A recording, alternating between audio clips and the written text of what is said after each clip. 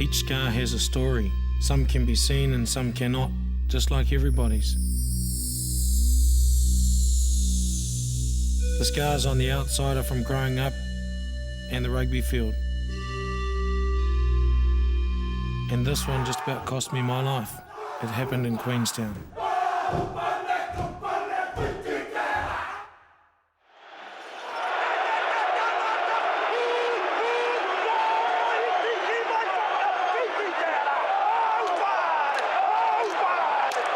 My name is Norm Hewitt, and this is how you probably know me.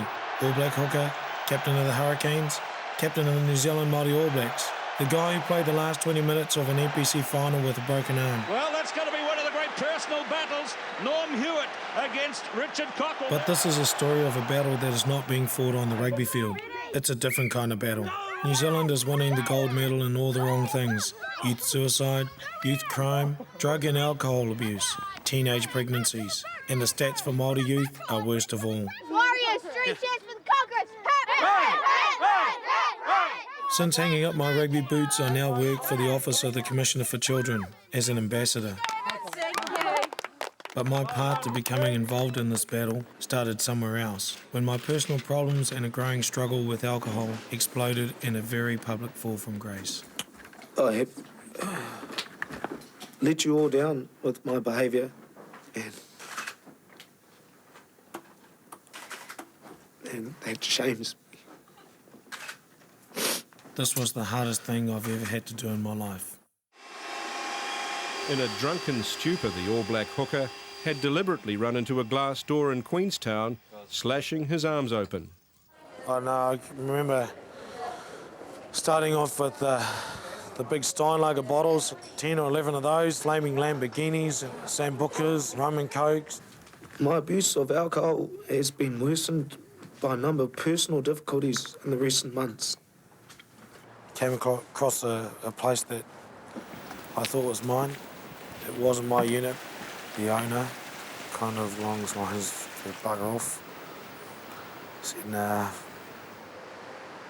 and just charged the window. I also wish to apologise to all rugby supporters and my family.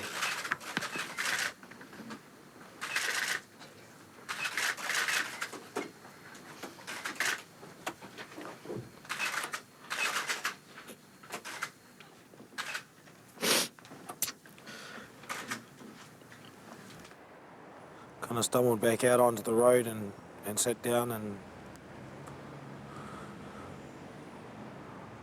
watched the blood flow into the gutter and thought, man, this is where I'm going to die, and I don't really give a shit.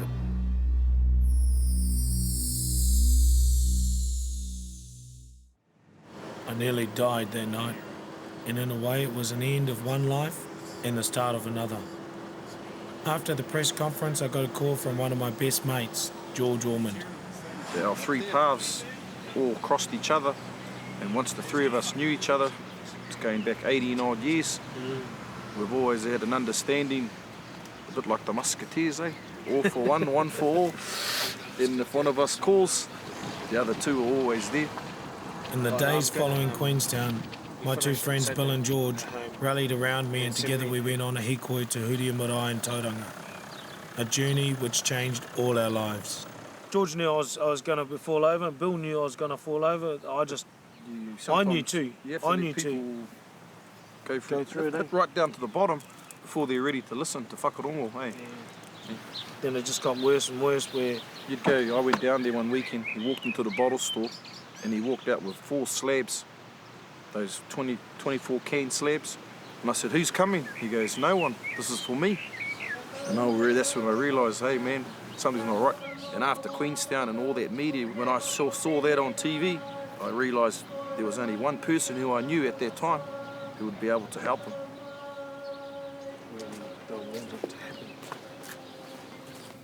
Brethren, I'd just like to welcome you into this meeting house.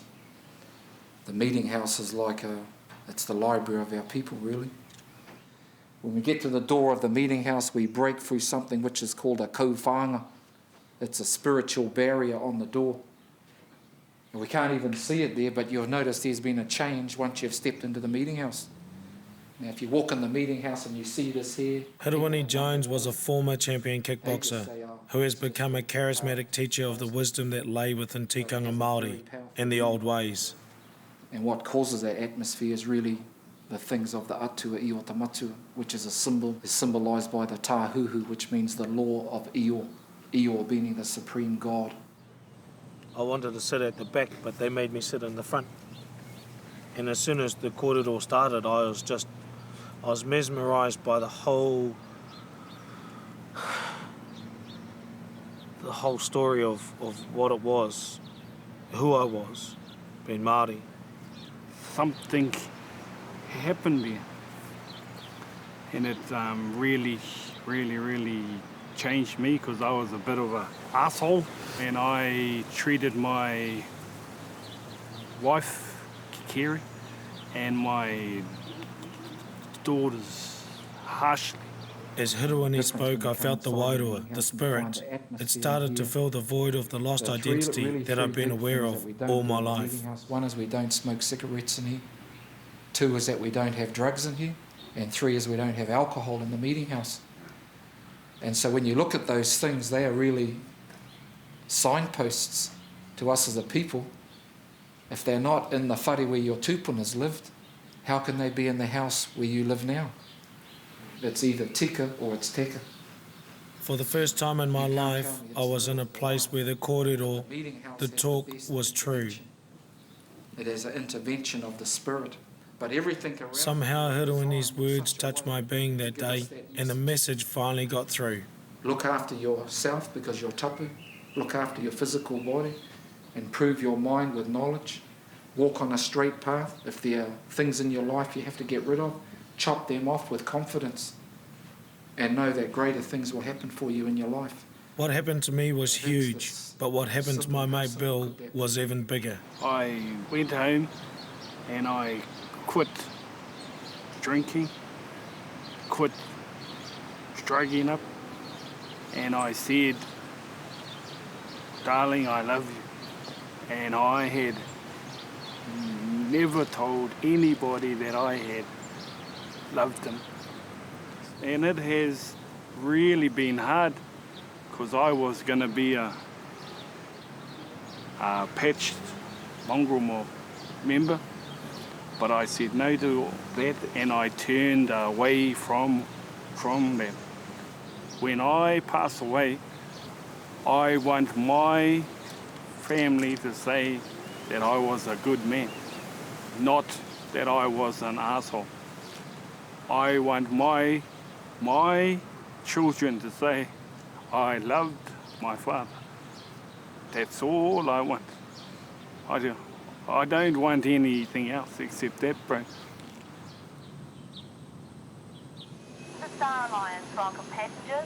The things I learned in that meeting house gave me the strength and direction I needed to break the cycles that were destroying my life. And it gave me a new mission. I'm no social worker. I've got no formal training in working with young people. But I've been on the wrong side of the stats too. My story is their story.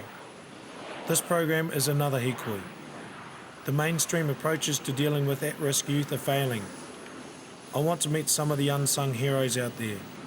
Young people facing huge challenges in their lives. And some of the real gladiators.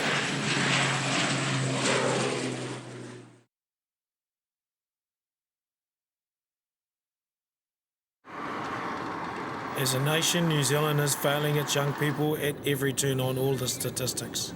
I'm on a journey to find people fighting to break these cycles. And I want to start this journey with the dark shadow hovering over so many other stats. A shadow that also hovers over my own story. I battled drugs and booze from early in my life. It scares me that substance abuse seems to be affecting young people at earlier and earlier ages. The kids that are drinking out and about that we come across day in, day out, they're younger and younger every year. And I'm not going to say why that is, but I'm saying that they are getting younger. And they really are. I mean, like last night, taking kids that are 10, 12 years old that have been drinking in town. You know, that wouldn't have happened 7, 8 years ago when I first, 9 years ago when I first started. Dozen isn't a couple, couples too. Hey.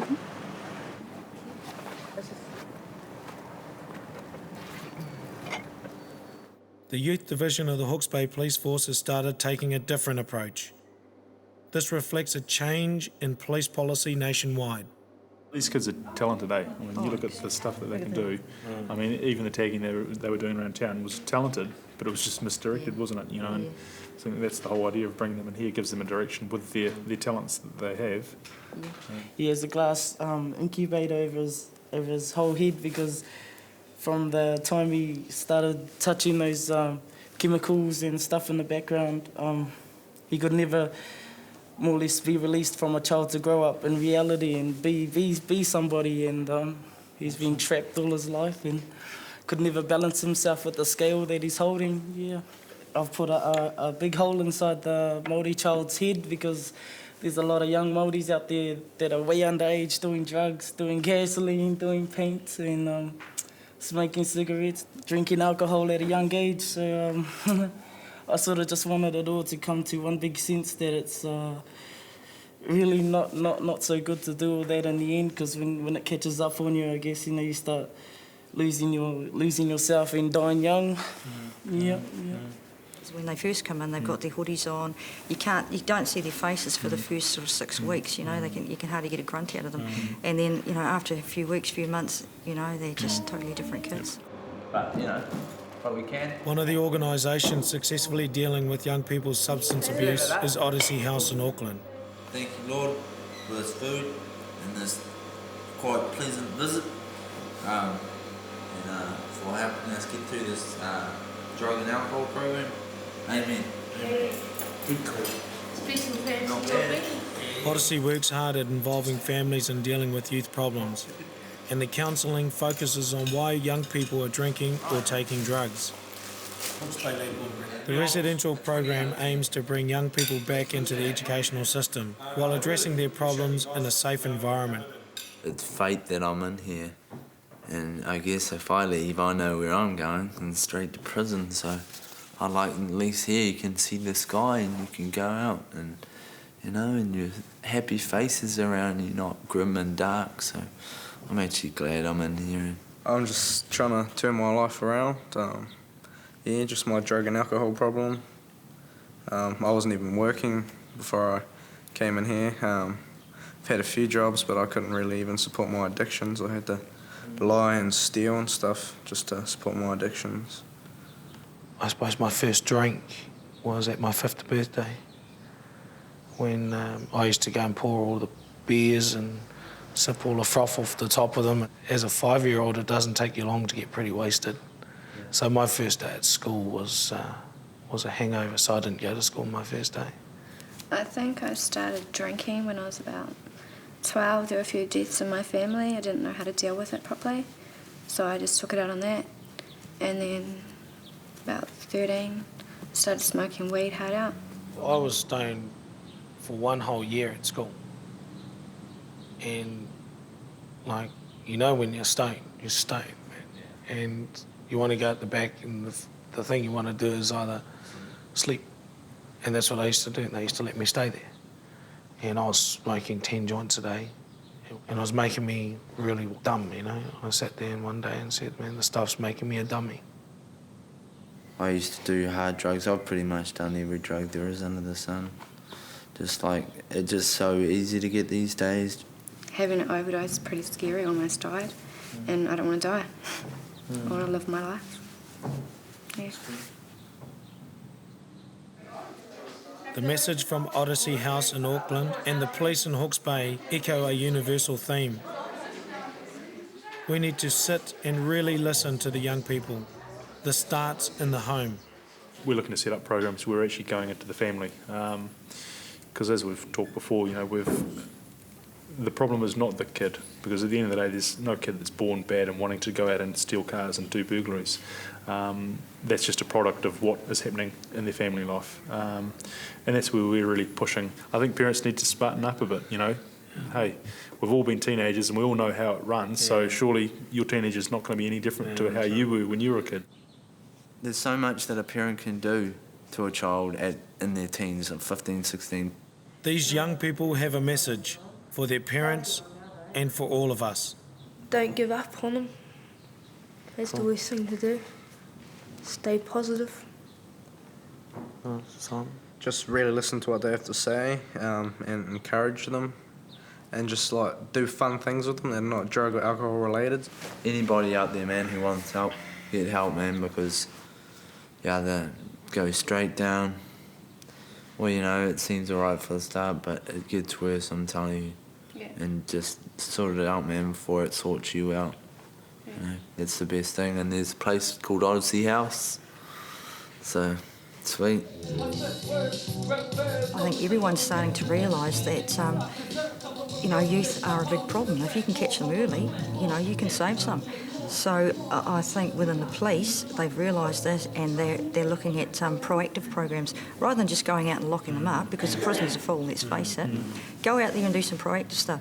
Most of these kids, 95% of these kids have got good in them, and if you can find out what their talents are, what they're good at, you can work miracles. And that, to me, as a police officer, is such a buzz to see a kid that you've known for a year or two, and you've seen them as a bad bugger, and then you see them a couple of years down the track and they've got a job and they're awesome. They come up, "G'day, so how are you?" Things like that.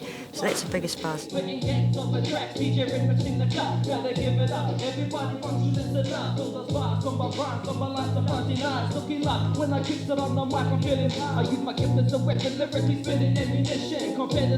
It just doesn't work by telling young people don't do drugs, smoke or drink. Education is part of it, but the most important part is their own role models, at home and life. Unconditional awhi and aroha with no broken promises. Coming up, the Gladiator who's giving dignity back to victims.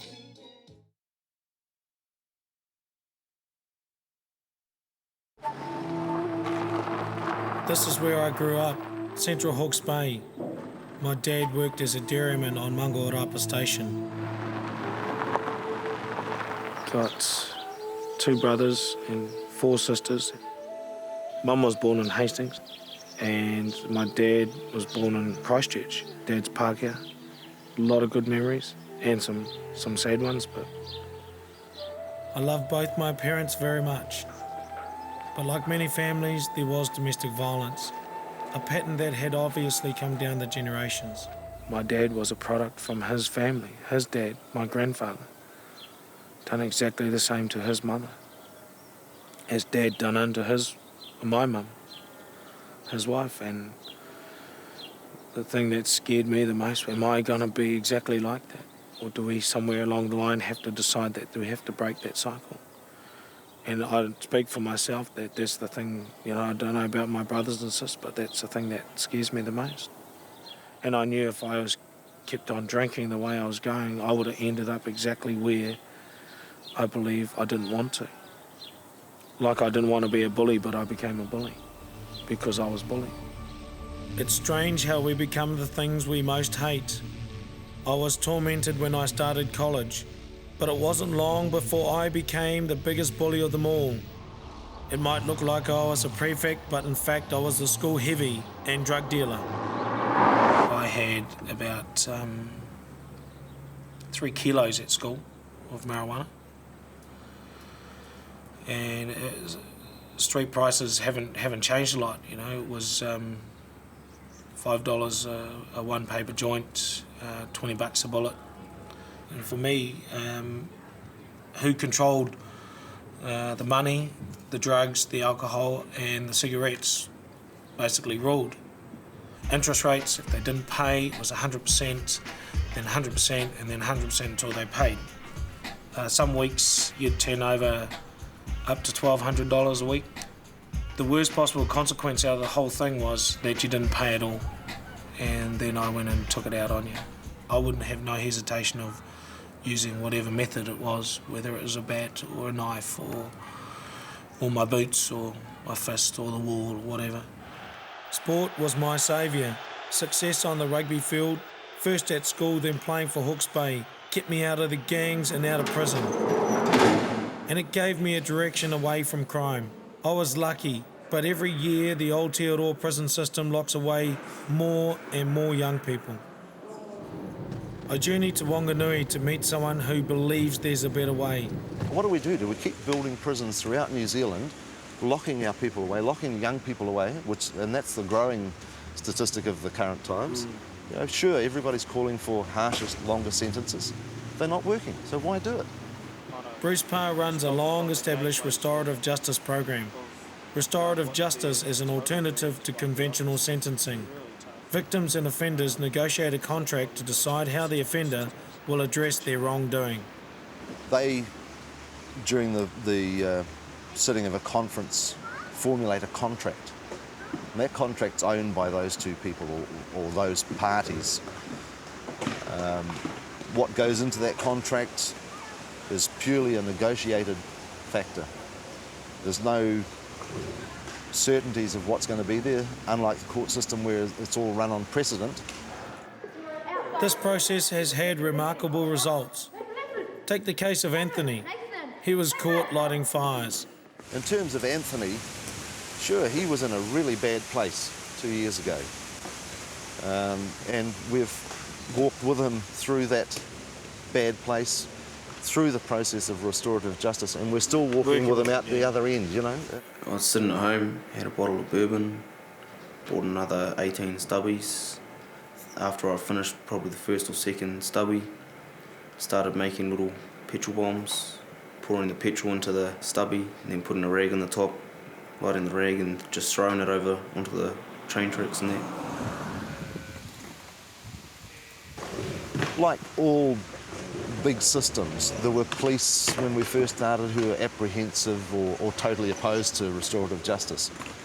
And I think that we've changed those attitudes now, that I could honestly say that all of the police in Wanganui support the program wholeheartedly, and it wouldn't operate without their support.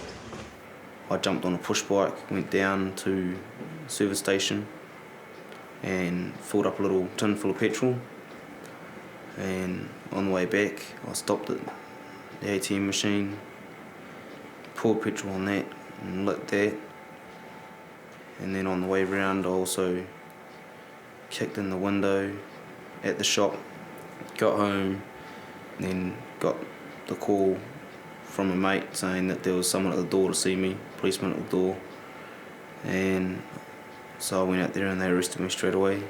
I had 100 hours community service to do for the bank, plus 20 hours to do for the window, and then I met the fireman.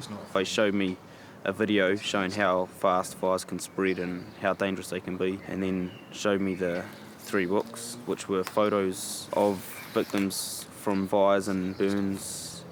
And I got through 2 of them and 1 page on the 3rd one, which was fatal, and I had to close the book because I was just shocked and almost about to be sick. That's how bad these burns were. On a couple of the other conferences you've been in, what has been components to those contracts? Well, you know, an example that I can give you is we had one young guy who was charged with careless driving causing injury, and it was horrific injury. The guy lost a leg, lost the use of one arm. He had to attend drug and alcohol counselling because there were some drug and alcohol issues there. He had to go and work in a home for people with handicaps for a certain amount of time. And then there was the community service factor on top of that. So, you know, that gave him a real insight into what he had created by working with those people who had lost limbs, who had head injuries and stuff like that. It gave him insight into that. And I think that's the key to it. Common sense approaches, leave the bureaucratic crap out the door, you know, and come in here and let's sort it out. One of the most important aspects of the restorative justice process is the opportunity it provides the victim to confront the offender. I mean, you could have killed me that day, really, if you're serious about it. So I think what you need to look at for you is what triggers you and what was going on for you. But I was angry, and I used to run around and drink and fight and play all those silly games. And then all of a sudden I just couldn't do it anymore. Yeah. And I got a criminal record as long as my arm. But I'm not proud of that because it's just bloody stupid. And here's a young fellow like you, even though I could say, I'll throw him in jail and throw the key away, But I'd like to see you make something of your life and do something with it instead of being yobbing around on the streets bashing people. It's just a big waste of time. So do something with your life, eh? The process that we use is victim-focused, and it's just an alternative, giving victims a say in what perpetrators of or offenders or misappropriate behaviours need to do to restore dignity to both parties. You ready to do it? Okay, let's do it. It may only be helping cut firewood, yet there's a balance being restored here.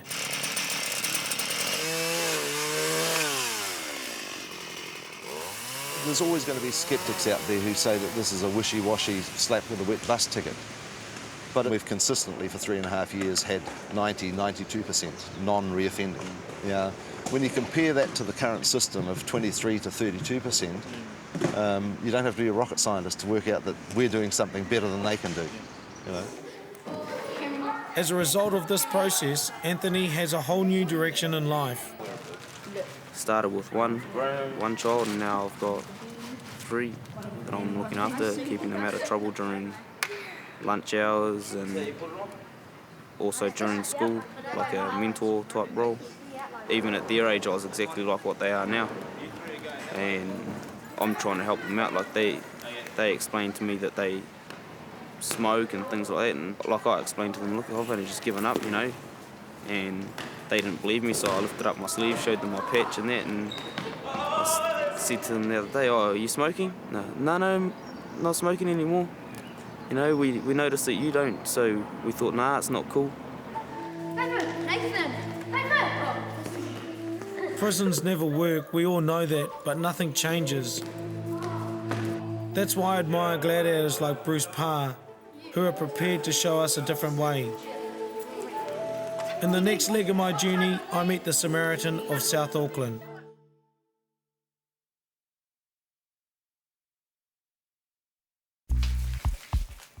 Despite going to a Māori school, by the time I left college, being Māori was still foreign to me.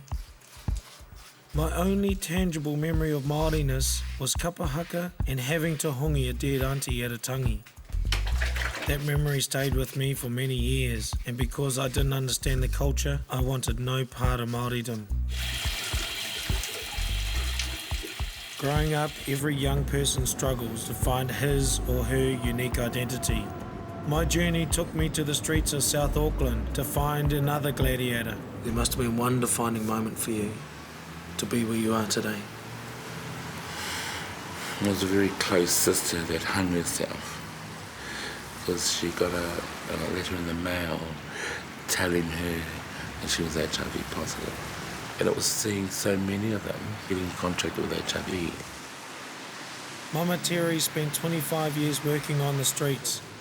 Since turning her back on prostitution, Mama has been fighting for the rights of gay, lesbian and transgender people. Kids coming out here, and it's about trying to think, why is that happening in such a community like South Auckland? Most nights Mama Terry is out here.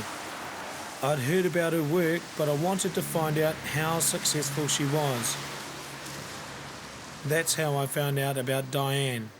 Diane was one of the ones that I picked up off the streets, and I just saw the beauty in her and her way to it, and the aura about her, and I'm thinking, you know, girl, you know, do something with your life, you know. It was my choice to go to the streets. I went there to meet people like me. I don't know, it felt like a place where I belonged because it was with people that I could relate to, people that would look at me and treat me like family. My friend said to me that when they first met me, I was such a kind-hearted, really nice person, but the streets turned me into a monster. That also made me think, oh my God, look what I've become. A drug addict, an alcoholic, and that's all that mattered was drugs, alcohol and money. To get out on the streets, you wanted to be out of it so you could stand there and take whatever abusiveness or carry on that people threw at you. One time I found myself stranded out West Auckland, not knowing where the hell I was. And it was at that time that I started to really think about what I was doing and where I was going to end up. Yeah, I thought I don't want to end up like this again. South Auckland is becoming the doorway into bigger things. You know, and they think, oh, well, now that I've got a little bit of experience, I'll head in for K Road, you know. So it's about, while you're catching them at the doorway, you can deter them to go somewhere else. See, the whirlpool for me is actually having to degrade yourself to come out here and sell your body. The beatings, you know, sexually transmitted disease, cut off from society, cut off from family. Mama Terry helps these girls in a number of ways, helping them find their own identity. Whether it's a job, a safe place to stay, or an understanding of tikanga, culture. I was about 19 when I met Mama Terry, and I had worked on the streets for about 2 years, and she introduced me to performing arts such as kapahaka, performing, and dance and music and singing. I was with Mama for about 2 years performing with them. That pretty much helped me focus, you know, okay, well, where to from here now? But not all the girls are ready to make the changes Diane has. The real issue here is to actually deal with them individually and see what their problems are, win their confidence, you know, and I think that's what I've done, is built a rapport. And see that. You know, and that they can trust Mama. And I mean, it's not about Mama coming out here saying, you can't do this and you can't do that, you know.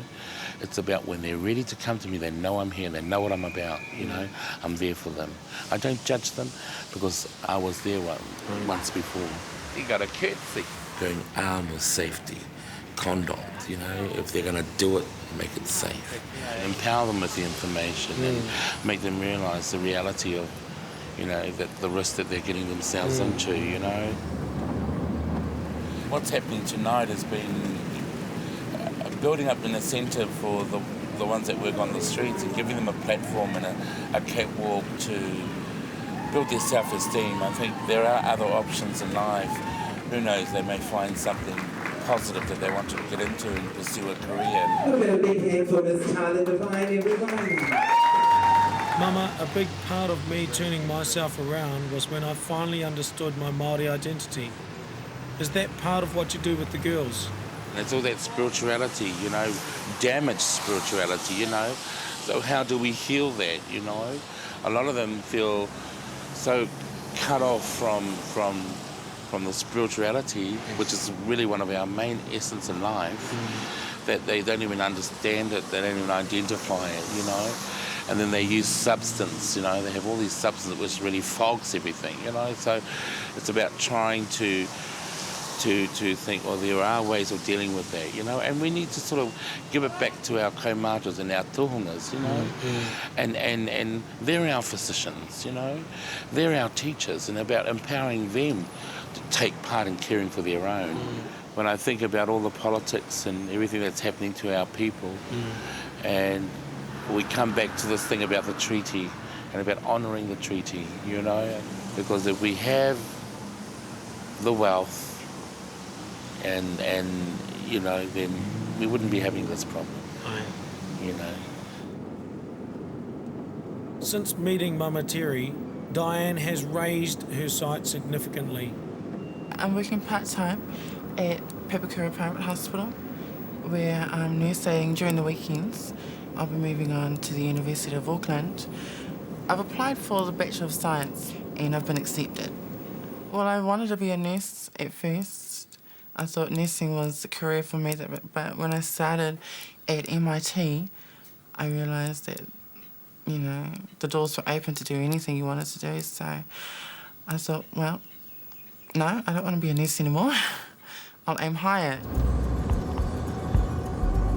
People like Mama Terry don't feature in the New Year's Honours list, but to me, they are the unsung heroes who help make people's lives whole again. In the last part of my journey, I travelled down my own road to Damascus.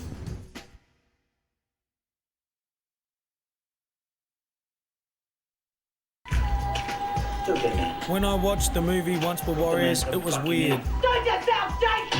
People believed domestic violence only happened in Māori homes. I knew that wasn't the case. The truth is that most cultures have domestic violence of some sort. The challenge is to break the cycle, and I believe it can be done, so our young people don't have to grow up in fear.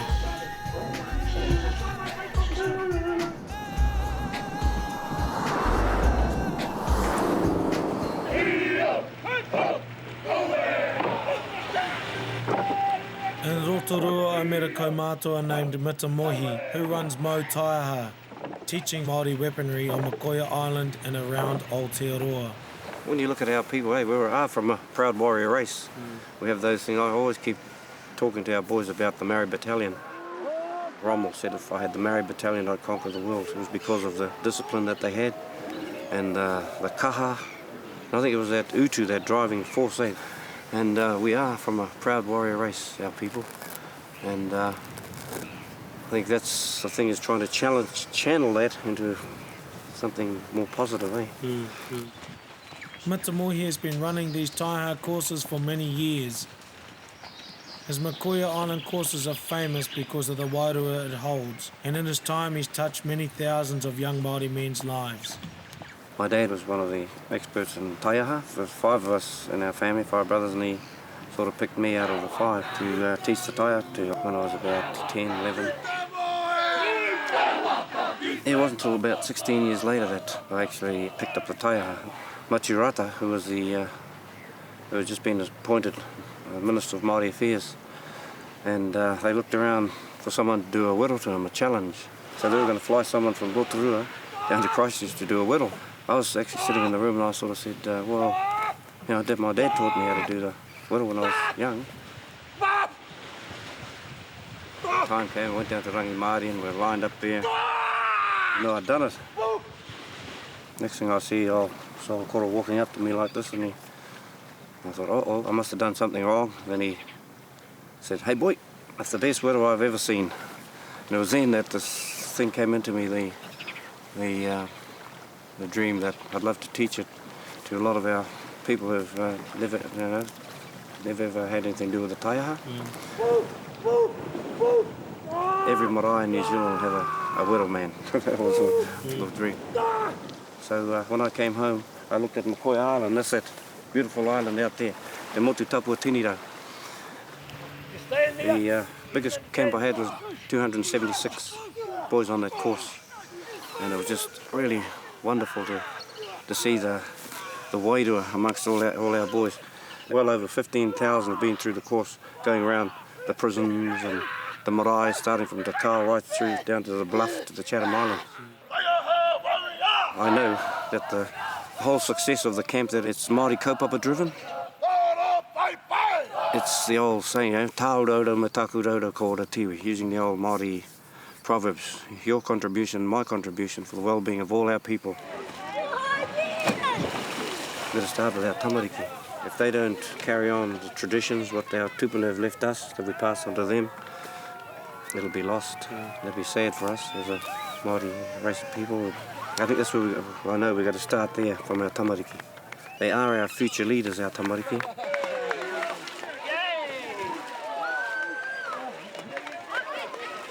Your mahi, what are the special memories you have of the things that have happened out on Makoia Island? We had 17 inmates released from the different prisons. A lot of them have never had anything to do with their taha Māori before, Never had anything to do with it. Like I say to the guys, when I'm talking to the boys, I don't care what you've done, where you come from. What I'm caring about is where you're going to. This inmate stood up. I got him to give a talk, and he stood up and he said, I didn't believe I'd be hugging a policeman, paddling the waka, the canoe with a policeman, and next thing the policeman comes, they're hugging each other, and everybody get up, come mate, come on, you get 200 boys doing it, you feel that wide away. Beautiful. And then next night the policeman stands up and he talks about when he was an undercover policeman, he sort of broke his family up, he lost his whole family through that, and he was crying, and next thing all the inmates are up there hugging him, Those are special things that happen.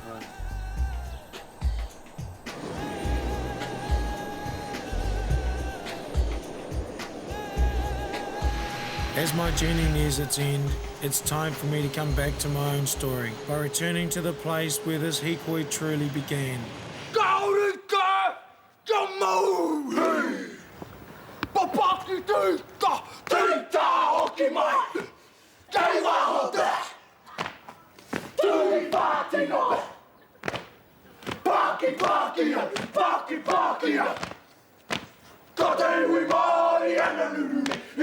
In a way, it's really weird to come back to Queenstown with all those memories and its history. But it's also awesome to be here, because this is where I picked myself up out of the gutter and faced my demons. I return here carrying the scars that I will always carry, but I return here with a story to tell, my story. Thank you very much for the invitation to come along this morning. I knew I was going to be an All Black when I was 7 years old. I remember the day or the night.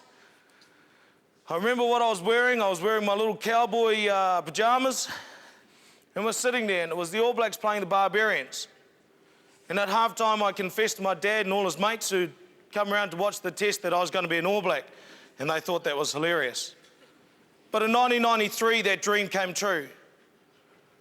Yesterday was my first time back in Queenstown, and it's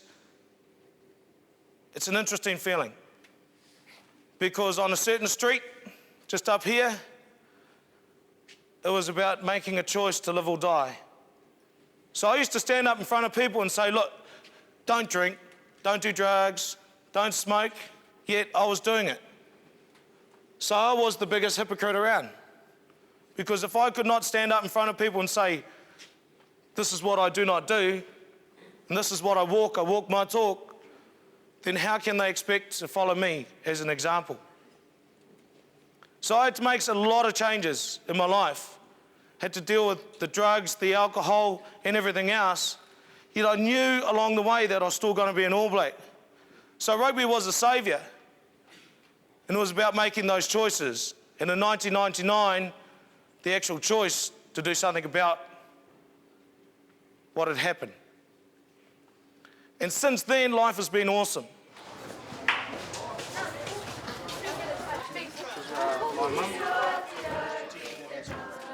Today, life is awesome. It's good because I finally worked out who I really am and where I want to be. Then, I wanted to be an All Black. Now I want to make a difference to help New Zealand's young people, whatever race or creed. The thing I knew I loved was the kapahaka. It gave me a sense of belonging. And it wasn't until Queenstown that I actually went back to a marae called Huria in Tauranga and listened to the story of the whare and what it meant. And when I left there, I knew what I had to do. So I was actually finding my way and balancing myself. My mum is Māori, my dad is Pākehā, and I always stood in the Pākehā world. And then when I found the balance, I now proudly stand in both. So what you're doing, keep a real balance. You know, what you're learning is something that has been passed on to you. We talk about our tipuna and they're our teachers, but when you finish, you are the teachers, you're the next teachers. What about you?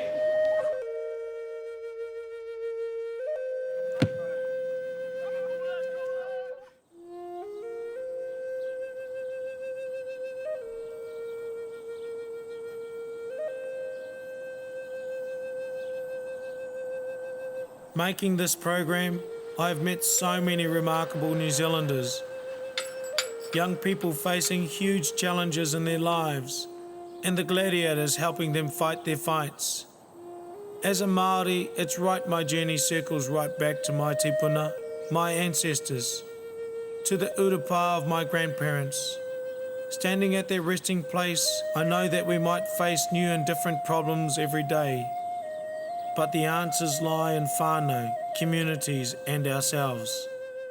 When I meet young people, I tell my story. I say, I am you and you are me. I've been where you are. You can decide to change your life anytime you like with the tools we give. It's all up to you.